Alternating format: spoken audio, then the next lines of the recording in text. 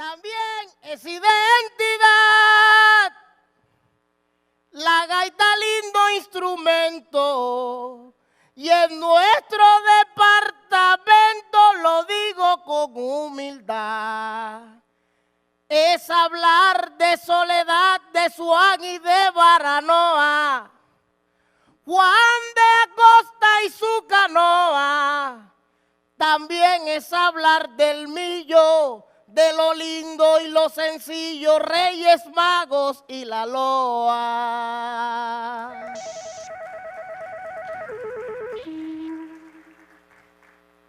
Es hablar de butifarra, es hablar de un decimero. Identidad es esmero cuando toco la guitarra. Es también mostrar la farra, lo digo con humildad. Y para decir verdad, ahora transmito en mi idea. Lindo es Atlántico, crea, mostrando la identidad.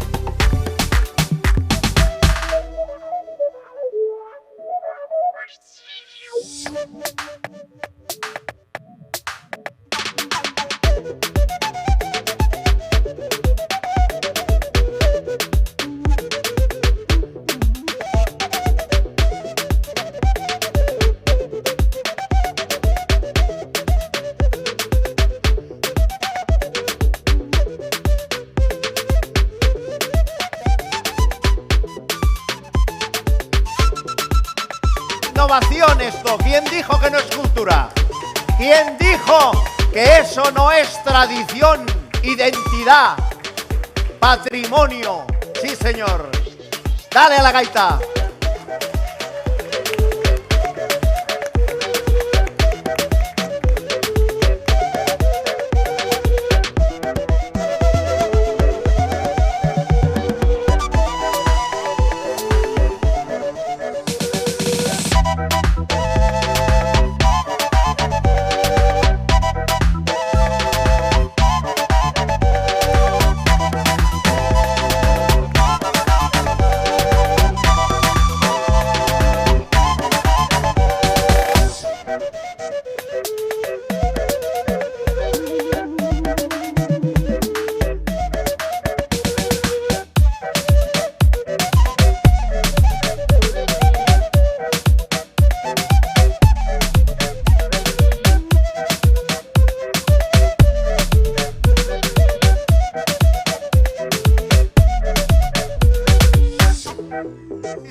los ancestros. Sí, señor. La cultura o es popular o no es cultura. ¡Bravo!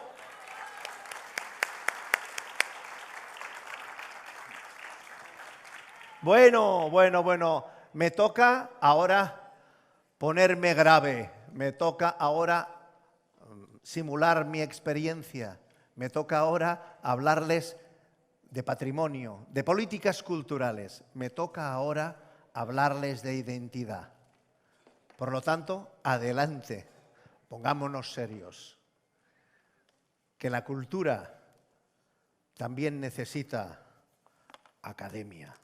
Josep Fornés García, Barcelona, 3 de enero de 1957, conocido bien como Pep Fornés, es un antropólogo, museólogo y escritor catalán, exdirector del Museo Etnológico y de Culturas del Mundo de Barcelona entre 2008 y en 2020. Desde 1985 se ha dedicado a la gestión pública de la cultura principalmente en la ciudad de Barcelona. Hasta esa fecha había dedicado su actividad profesional a la docencia. Gracias.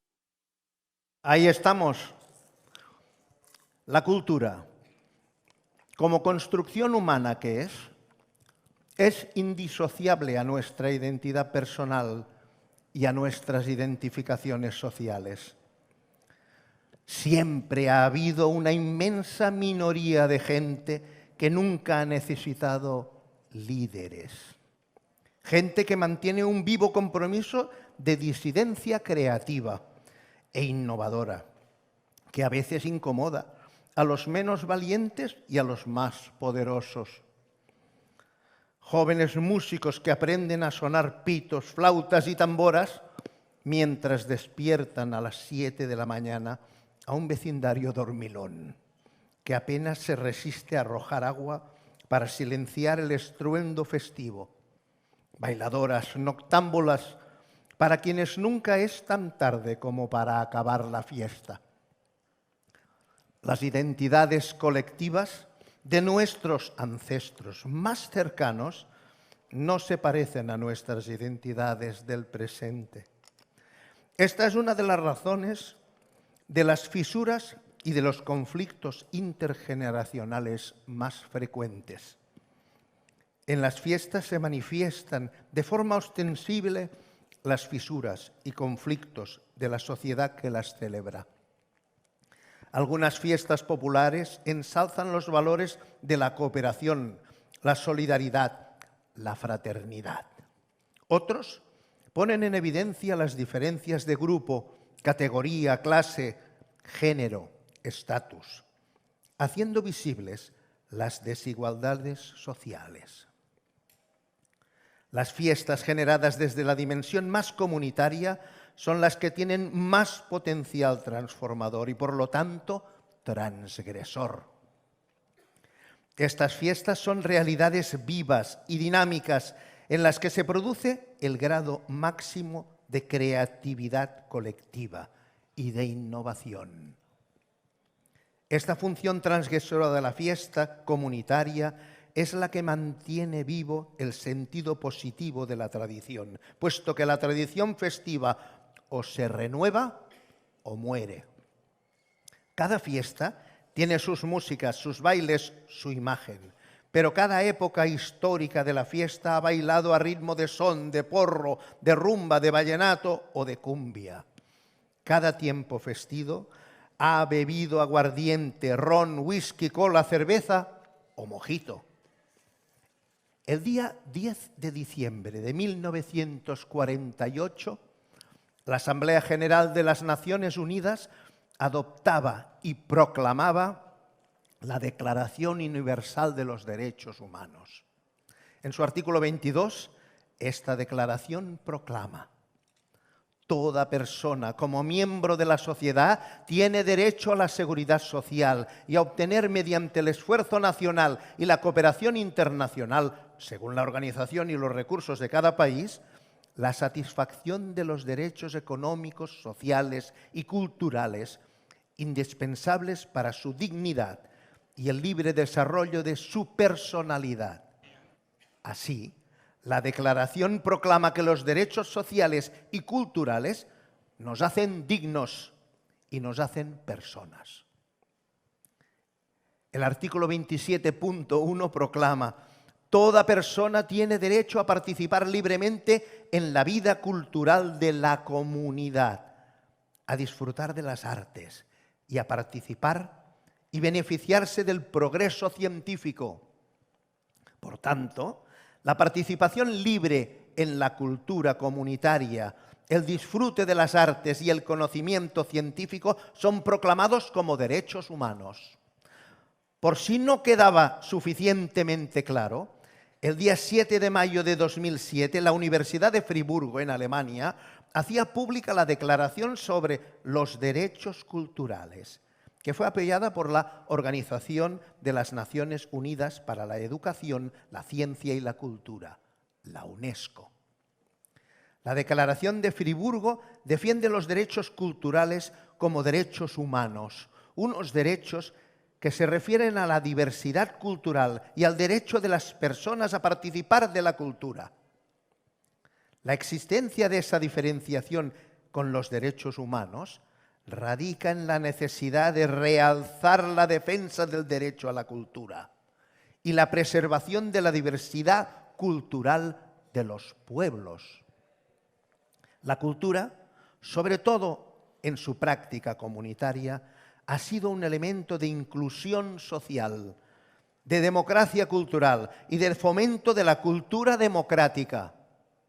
Los grupos de fiesta y cualquier asociación que aglutine a la gente corriente como nosotros son el verdadero núcleo activo de transformación y defensa de los valores que recrean de forma constante lo que llamamos la comunidad.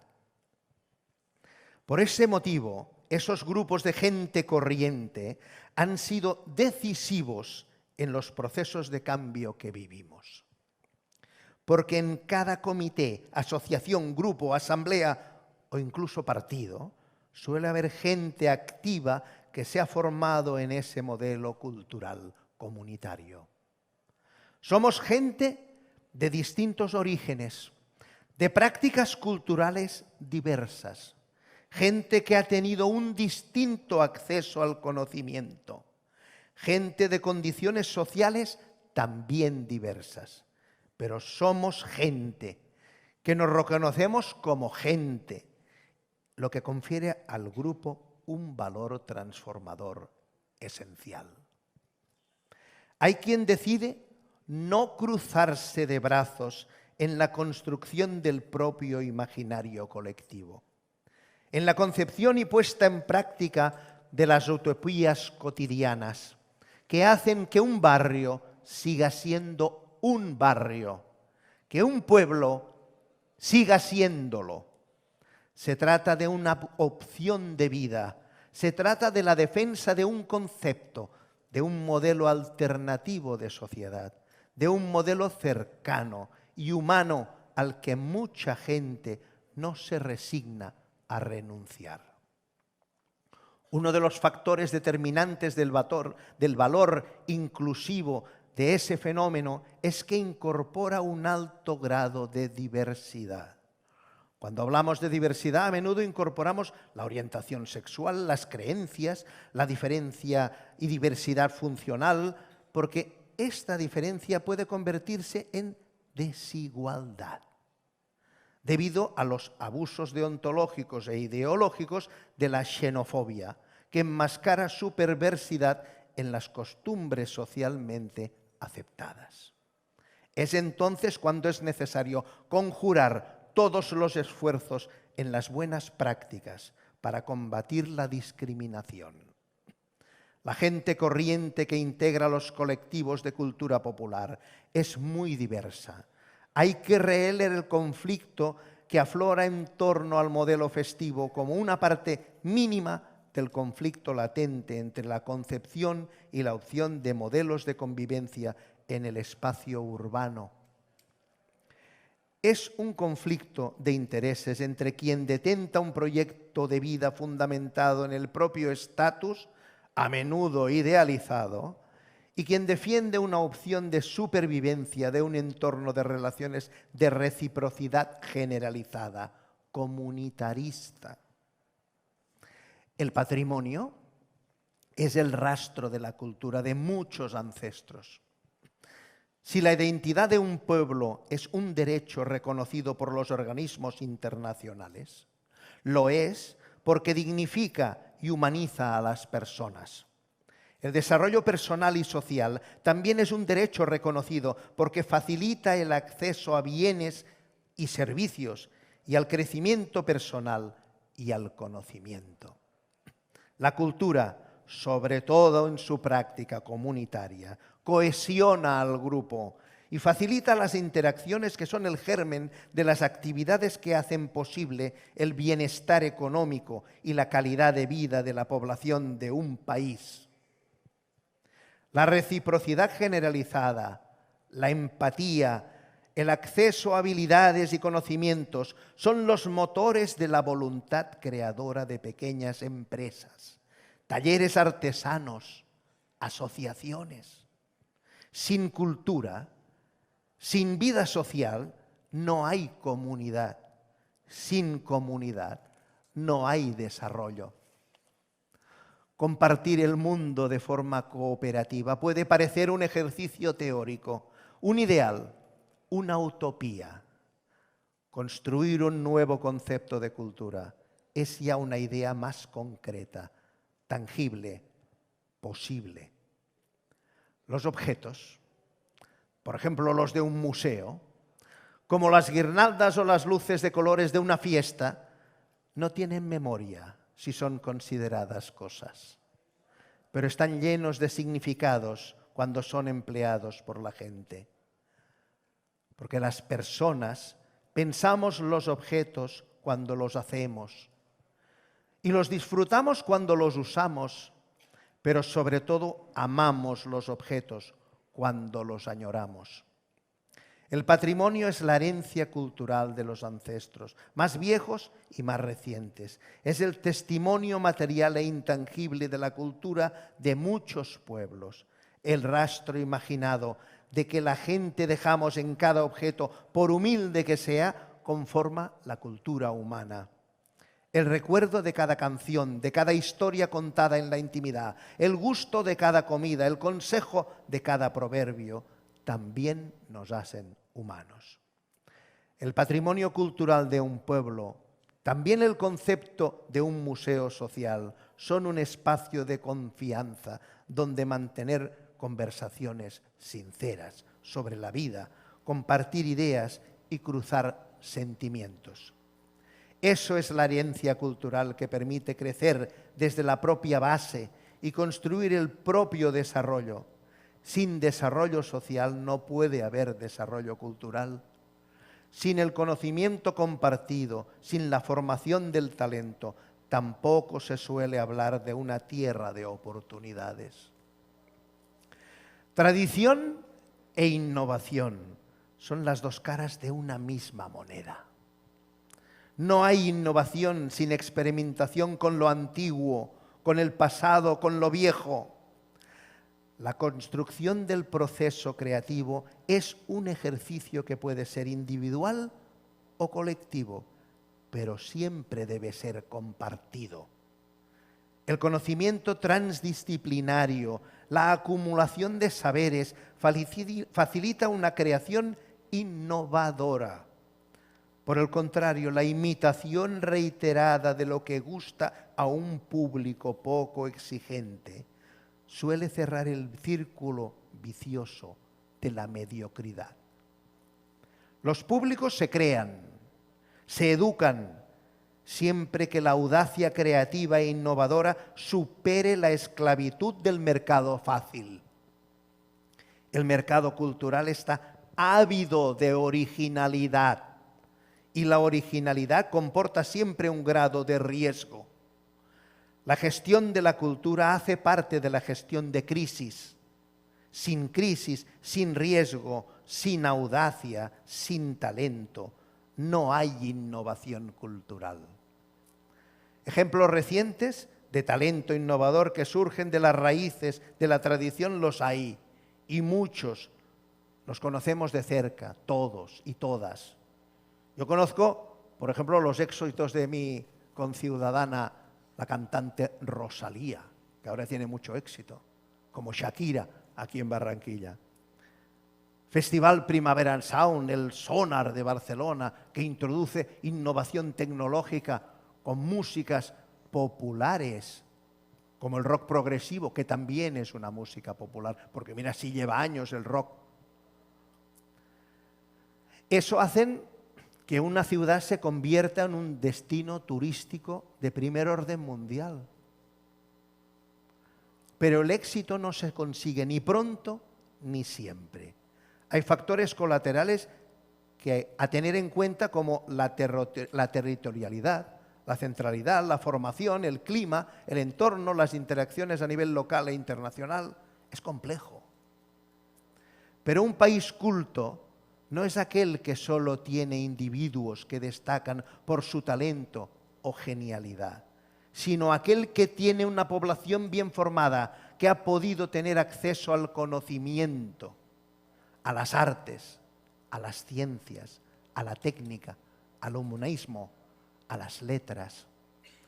La cultura musical de un país no es una clase particular de piano.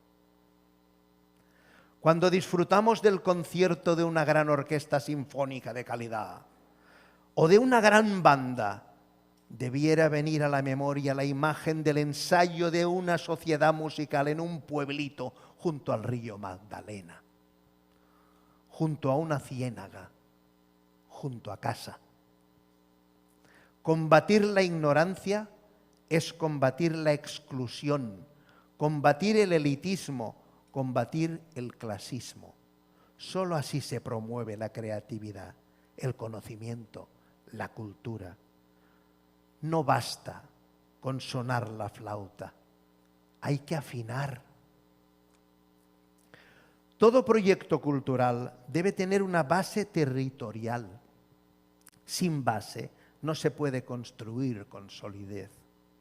La originalidad, los matices locales hacen que un proyecto cultural pueda presentarse al mundo como algo universal. Local, global, alguien le llama glocal. Es la fórmula de éxito para una obra de arte, para que un evento llame la atención exterior y para generar la autoestima interna de la propia población. Un museo que muestre la propia cultura ayuda a conocerse, a hacerse ver seduciendo.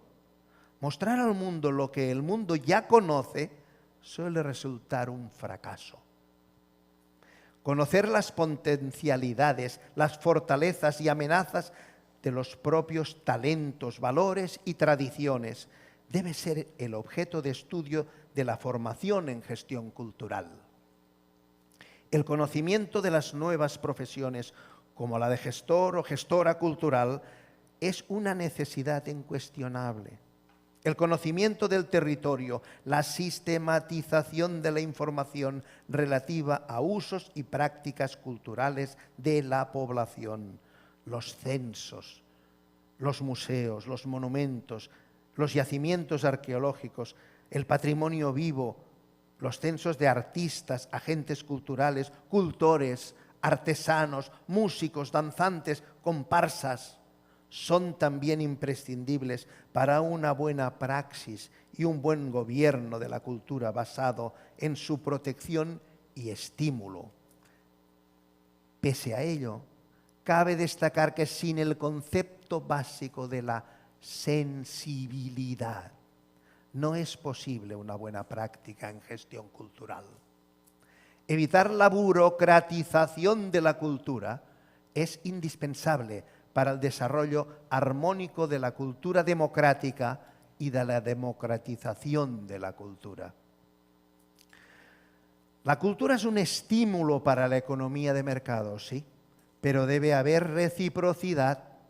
Matar la gallina de los huevos de oro es no invertir en la cultura comunitaria. La cultura debe ser popular o no será cultura. Será un producto do mercado efímero para el consumo de las élites. Será arte, pero no será cultura. Para que haya mercado cultural debe haber práctica cultural. No basta el consumo a secas. El crecimiento armónico en el conocimiento y el cultivo cultural siempre será más sostenible y duradero que la venta cultural de un producto de consumo como producto. Sin una formación comunitaria, artística, musical, plástica, literaria, sin el cultivo del buen gusto, no puede haber mercado cultural que prospere. Sin una población culta, no hay mercado de calidad. No existe un negocio productivo que puede llamarse cultural. La cultura de un país no es una compra compulsiva de obras de arte, ni una lista exitosa de Spotify. La defensa de los derechos culturales comienza por el respeto a las minorías. La regulación de los derechos culturales debe ser sensible a la riqueza de la diversidad cultural, sin olvidar nunca la defensa y protección de la propia cultura del país, para evitar el riesgo de la minorización a causa de la globalización. Una narrativa asimilacionista no sería una buena opción. La salud de la cultura o de una cultura se mide por su generosa capacidad de inclusión, no de asimilación. Una política cultural asimiladora es tóxica porque excluye la diversidad, minoriza las culturas propias, las ahoga, porque hace sufrir. Sin embargo, la propia diversidad cultural enriquece, sostiene y mantiene viva y dinámica la cultura. El sabor japonés de Uslakuri, los ritmos afroamericanos de la danza del Congo, de Barrio Abajo, en La Arenosa, o la elegancia mestiza de la cumbia en las fiestas de cada barrio, de cada rincón de Colombia, dan fe de ello. La construcción de las nuevas identidades culturales es placentera, es buena, cuando, como lo hace a menudo el tejido asociativo, favoreciendo la participación activa de las nuevas minorías en los proyectos culturales, integrándolas en el día a día de la actividad cultural y social, a jóvenes también. La construcción del concepto que cada pueblo tiene de sí mismo es un proceso de toma y daca entre la pequeña tradición del día a día de la gente corriente y la gran tradición de los poderosos. La tradición popular frente a la tradición académica, el mito frente a la ciencia, la leyenda frente a la historia oficial, el canto popular frente al himno. La pequeña tradición no es tan pequeña como algunos quisieran, es un patrimonio modesto que demasiado a menudo se vuelve molesto para quienes mandan, porque habla con voz clara, amable, pero sin tapujos, diciendo las verdades en cada trova, en cada décima, en cada verso, convirtiendo cada manifestación en una fiesta. Los grupos de cultura popular, las asociaciones, son y quieren ser espacios de inclusión y de construcción de las memorias compartidas que conforman cada día las identidades colectivas. Cuando oyéramos palabras como mondongo, sancocho o patacón, debería venirnos a la cabeza una idea: el mestizaje. Los humanos, como buenos omnívoros que somos, aprovechamos todo lo bueno que nos permite adaptar a los cambios constantes de nuestro entorno más cercano. Y hemos hecho de nuestra resiliencia una bandera de resistencia colectiva frente a las adversidades de la vida. Se había dicho que la ignorancia, como la malaria, era hija de la pobreza y hermana del hambre, pero opino que la ignorancia es consecuencia de la exclusión y es víctima y cómplice del clasismo. La ignorancia tampoco es inocente. Quienes hemos sido maestros sabemos que es necesario hacer accesible el conocimiento a todos si perseguimos la ilusión de construir un mundo mejor. Sin identidades no existe diversidad. Las identidades de los pueblos son fruto de un proceso de identificaciones múltiples. La conciencia de la identidad compartida es un proceso dinámico que cambia con el tiempo y las generaciones. Lo que amenaza una cultura propia nunca proviene de la gente corriente, venga de donde venga. Lo que amenaza a la cultura es la exclusión, nunca la inclusión. La cultura popular no debe temer a la gente. Orientar una política de defensa de los derechos culturales a la protección de la diversidad como objetivo a conseguir es no entender la naturaleza de la cultura humana. El mestizaje cultural es la consecuencia de las identidades compartidas, no su causa. Las políticas xenófilas, aquellas que les gusta todo lo de fuera y nada de lo propio, que ignoran las propias identidades, serían tan artificiosas como aquellas que solo se orientaran a la protección a ultranza de una supuesta tradición pura, porque las tradiciones siempre se inventan. Además, el menosprecio xenófilo de las propias tradiciones a las tradiciones forasteras no es ni innovador ni es moderno. Simplemente es provinciano. La vida de una comunidad es un conjunto alterable de construcciones tangibles e intangibles, en el que solo hay algo inmutable: el cambio. Los cambios sociales y culturales que nos toca vivir, quizá precisamente porque nos tocan de cerca, nos parecen tan radicales que a menudo podríamos llegar a pensar que nos desbordan. Pero ni son nuevos, ni deben atemorizarnos. La adaptación de las personas recién llegadas suele empezar en el mismo momento de poner los pies en tierra nueva. Si uno viene a la ciudad, quiere parecerse también al que manda, a quien tiene éxito, y la mejor manera es intentar hacerlo. Acceder a la identidad también de aquellos que disfrutan de ese bienestar. Productos, bienes, actividades o servicios culturales son elementos susceptibles de ser usados, disfrutados, consumidos, comprados o vendidos por la ciudadanía, según los modelos de políticas culturales usuales en un determinado territorio. La práctica comunitaria de la cultura suele andar ajena a esos conceptos, pese a que la gente consumamos bienes y productos culturales de forma habitual. Las políticas públicas orientadas al estímulo de la creación y producción de bienes y servicios culturales deberían tener en cuenta las prácticas culturales de la ciudadanía. Para ello deberán conocer de forma sistemática esas prácticas y usos, nunca ignorarlas o menospreciarlas.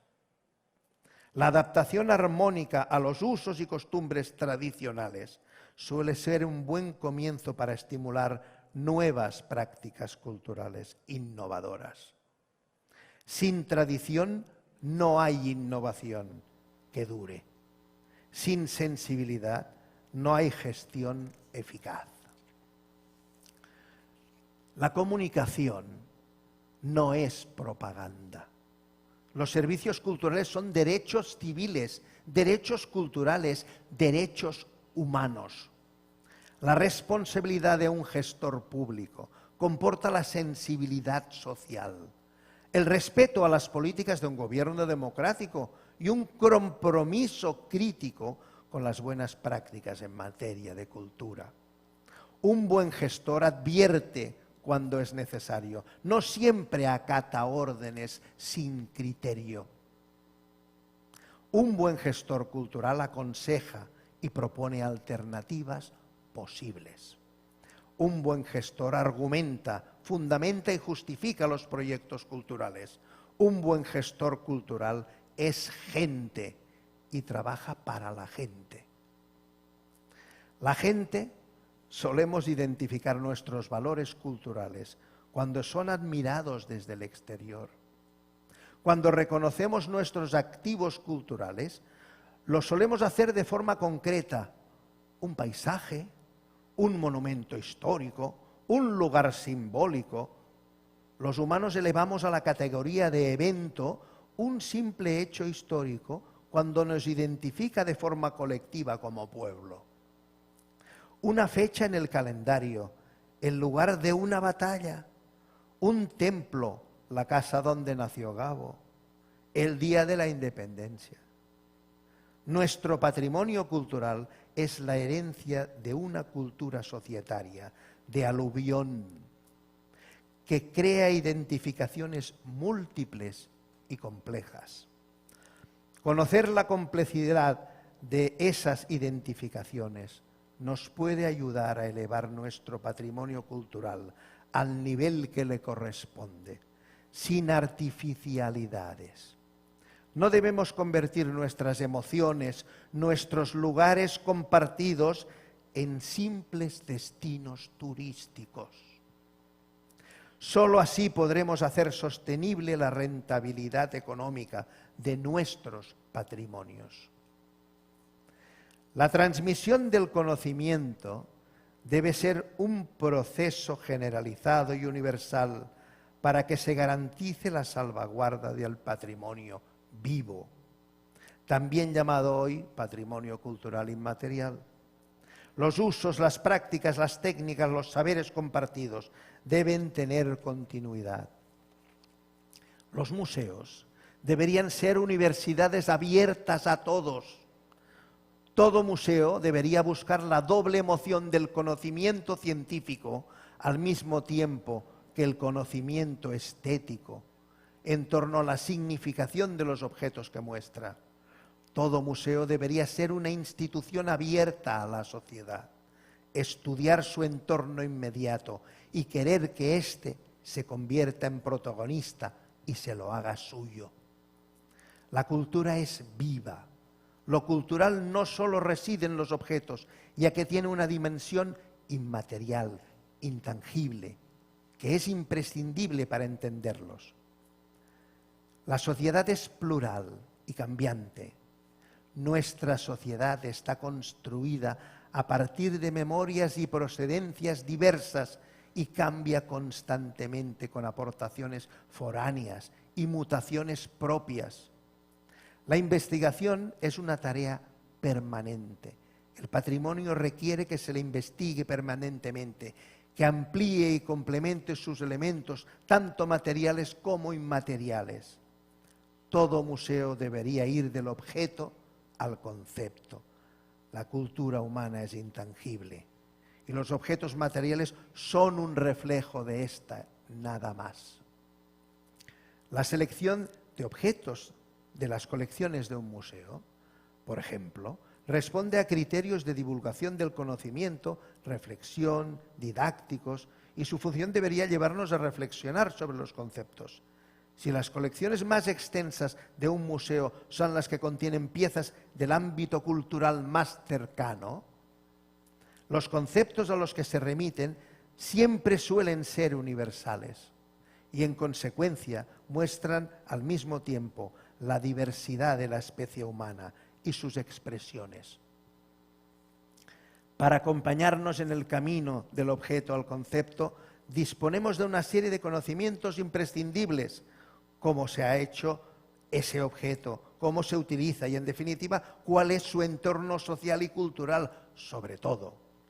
Soportes como la literatura, la fotografía o el audiovisual, las nuevas tecnologías, el metaverso incluso, son imprescindibles para situar cada pieza y realizar la interpretación adecuada. Así es como se concibe un museo útil y no acaba cerrando. Suele cometerse el error de menospreciar la experiencia de los precedentes, de aquella gente que nos precedió en el trabajo, en un museo, en un centro cultural, cuando se suele querer apostar por la innovación. Pero es el necesario relevo, también el generacional, que no solo el generacional, debe hacerse acompañado de transferencia de información y conocimiento.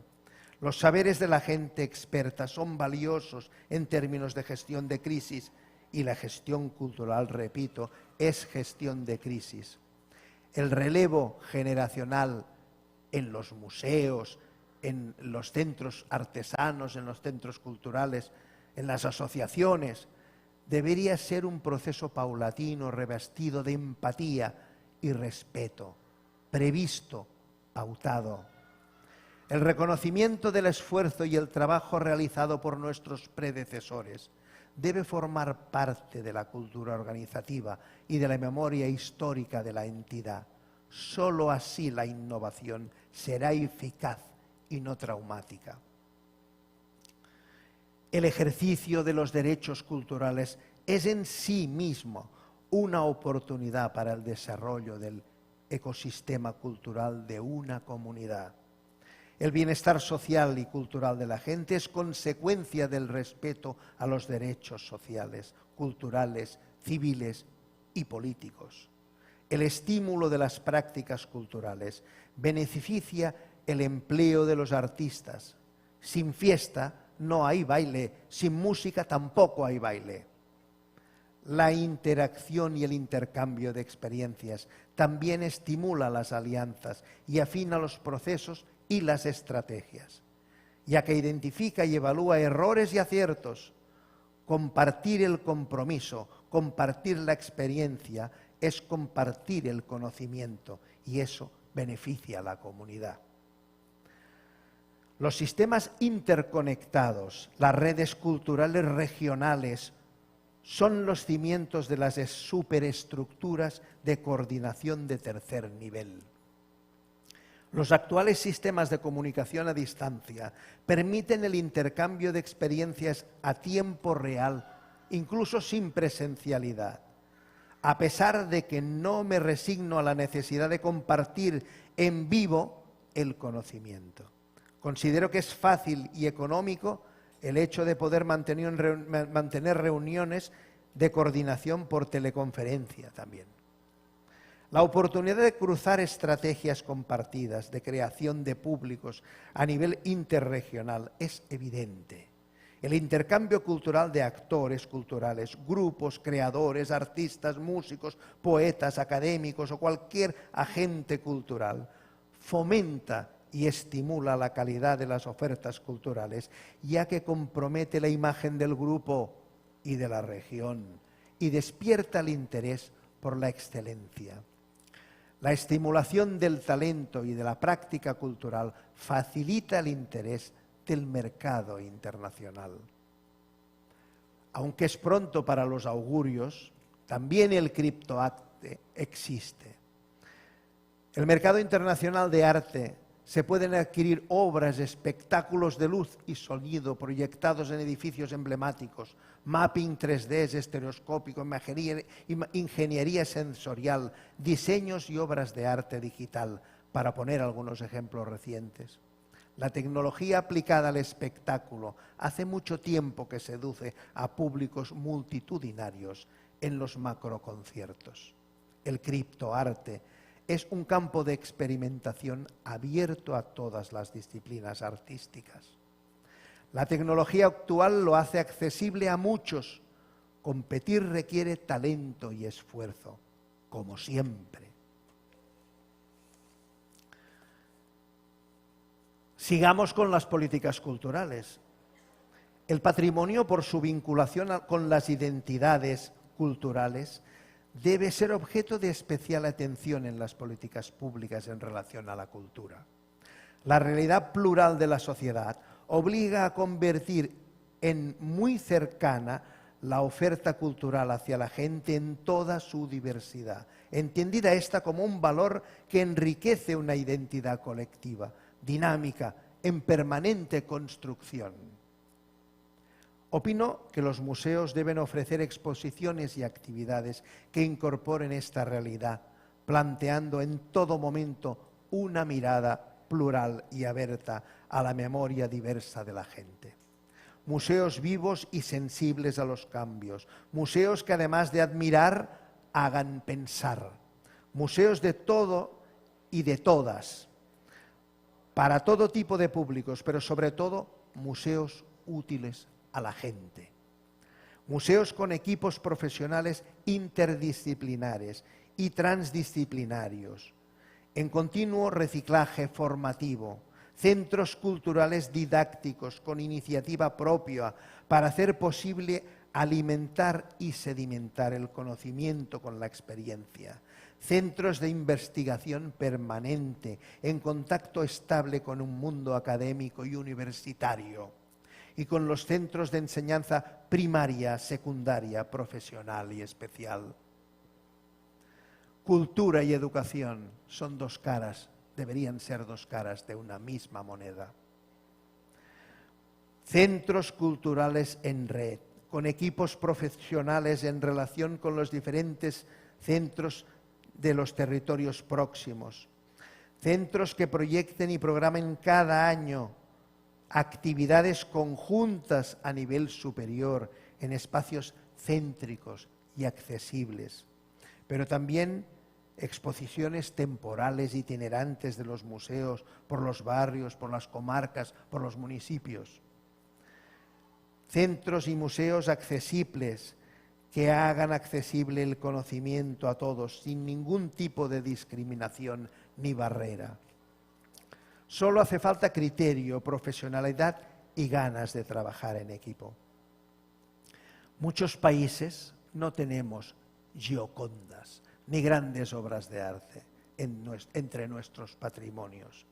Ni en sus museos tampoco tienen grandes tesoros fruto de algún expolio colonial. Quizá conserven algún vestigio del paso de un estado invasor, a menudo iglesias, fortalezas, castillos. Los únicos patrimonios que han conservado esos países y que tienen y pueden mostrar con orgullo en sus museos son el fruto del trabajo de sus gentes, trabajadoras, empresarias, científicas, artistas o artesanas. Nuestro pasado está empapado de memorias incómodas, tan lleno de virtudes como de vergüenzas, de dominación, de conflictos, de paces y de treguas.